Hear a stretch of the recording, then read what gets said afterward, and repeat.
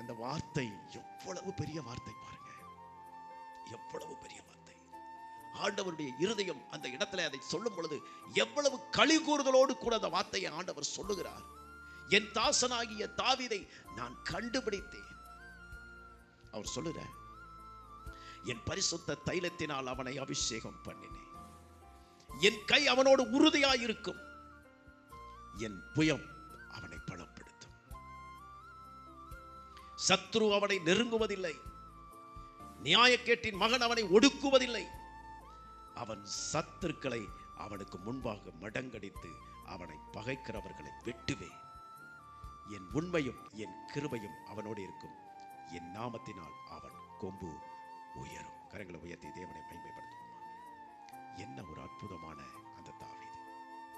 இந்த வார்த்தையை கேட்டுக்கொண்டிருக்கிற தேவனுடைய பிள்ளைகளை, நாமோ எங்கெங்கேயோ கிடந்தோம், நம்ம எல்லாம் தேவன் கண்டுபிடித்து, காணாமல் போன ஆடுகளை போல கிடந்த நம்மை கண்டுபிடித்து இன்றைக்கு அவருடைய சன்னிதானத்திலே நம்மை அமர பண்ணி இருக்கிறார். தாவீதுக்கு சொன்ன அந்த வார்த்தைகளில் ஒன்றையும் விட்டு விடாமல் உனக்கும் எனக்கும் அதை செய்ய நிறைவேற்ற தேவன் உண்மையுள்ளவராயிருக்கிறார்.